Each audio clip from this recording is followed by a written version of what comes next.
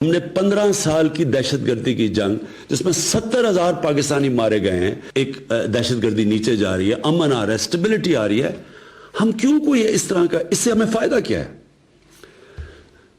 اور میں یہ بھی سوال پوچھنا چاہتا ہوں ہندوستان کی گورنمنٹ سے کہ اگر آپ نے ماضی کے اندر ہی پھنسے رہنا ہے اور ہر باری کسی قسم کا کوئی کشمیر میں سانیہ ہو آپ نے پاکستان کو ذمہ دار ٹھہرا دینا ہے، تو بجائے یہ کہ آپ کشمیر کا مسئلہ اس کی طرف کوئی ڈائیلاگ شروع کریں، کوئی آگے بڑھے، یہ تو بار بار پاکستان کو ایک وپنگ بوائے بنائے رکھیں گے آپ۔ میں آپ کو واضح طور پہ کہہ رہا ہوں کہ یہ نیا پاکستان ہے، یہ نئی مائنڈ سیٹ ہے، نئی سوچ ہے۔ ہم یہ سمجھتے ہیں کہ ہمارے انٹرسٹ میں ہے کہ نہ ہماری زمین سے کوئی جا کے باہر دہشت گردی کرے اور نہ باہر سے آگے کوئی پاکستان میں دہشت گردی کرے، ہم سٹیبلٹی چاہتے ہیں۔ تو میں آج ہندوستان کی گورنمنٹ کو آفر کر رہا ہوں، کسی قسم کی آپ تحقیقات کروانا چاہتے ہیں اس انسیڈنٹ میں کہ کوئی پاکستانی اس میں ملوث تھا، ہم تیار ہیں۔ اگر آپ کے پاس کوئی ایکشنیبل انٹیلیجنس ہے کہ پاکستانی انوالوڈ ہے، وہ ہمیں دے، میں آپ کو گارنٹی کرتا ہوں کہ ہم ایکشن لیں گے۔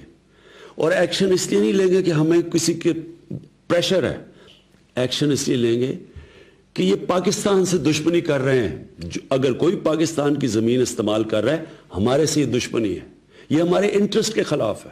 اور دوسری چیز، جب بھی ہندوستان سے ہم ڈائیلاگ کی بات کرتے ہیں، ہندوستان کی پری کنڈیشن ہوتی ہے کہ پہلے دہشت گردی کی بات کی جائے۔ میں آپ کو یہ کہتا ہوں کہ ہم دہشت گردی کی بھی بات کرنے کے لیے تیار ہیں۔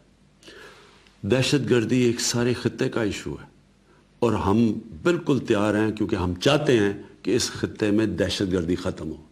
پاکستان وہ ملک ہے جس کو سب سے زیادہ دہشت گردی سے نقصان ہوا ہے۔ 70,000 پاکستانی مارے گئے ہیں دہشت گردی میں، ہمارا $100 ارب سے زیادہ نقصان ہوا ہے دہشت گردی سے، لہٰذا ہم تیار ہیں آپ سے بات کرنے کے لیے۔ لیکن میں آپ سے آخر میں 2 چیزیں کہنا چاہتا ہوں۔ دیکھیں، ہندوستان میں ایک نئی سوچ آنی چاہیے، ایک انٹرسپیکشن آنی چاہیے کہ کیا وجہ ہے کشمیر کے نوجوان اس انتہا پہ پہنچ چکے ہیں جو وہ موت کا ان کا خوف ہی اتر گیا ہے۔ کوئی تو وجہ ہوگی۔ کیا آپ سمجھتے ہیں کہ یہ ون ڈائمینشنل آپریشن، ظلم کرنا، ملٹری کے ذریعے مسئلہ حل کرنا، کیا یہ اگر آج تک کامیاب نہیں ہو تو آگے کامیاب ہو جائے گا؟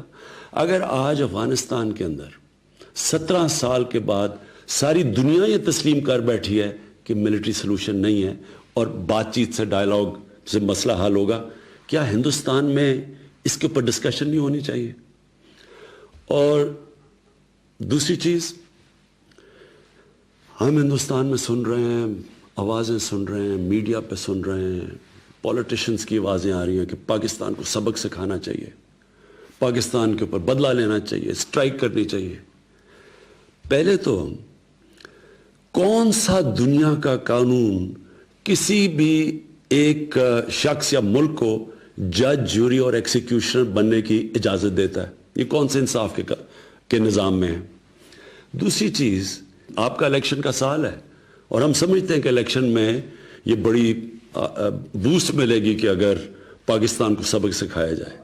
اگر آپ یہ سمجھتے ہیں کہ آپ پاکستان کے اوپر کچھ کسی قسم کا حملہ کریں گے، پاکستان ریٹیلیٹ کرنے کا سوچے گا نہیں، پاکستان ریٹیلیٹ کرے گا۔ پاکستان کوئی اور دوسرا راستہ نہیں ہوگا ریٹیلیٹ کرنے کے بغیر، جواب دینے کے بغیر۔ اور اس کے بعد بات کدھر جاتی ہے؟ ہم سب جانتے ہیں کہ جنگ شروع کرنا آسان ہے، شروع کرنا تو جنگ انسان کے ہاتھ میں ہوتی ہے، لیکن جنگ ختم کرنا انسان کے ہاتھ میں نہیں ہوتی۔ یہ کدھر جائے گی بات اللہ بہتر جانتا ہے۔ اس لیے میں یہ امید رکھتا ہوں کہ بیٹر سینس ول پریویل، ہم اس میں عقل کریں گے، حکمت استعمال کریں گے، اور یہ مسئلہ جو آخر میں حل ہوگا جس طرح افغانستان میں، یہ بھی ڈائیلاگ اور بات چیت سے حل ہوگا۔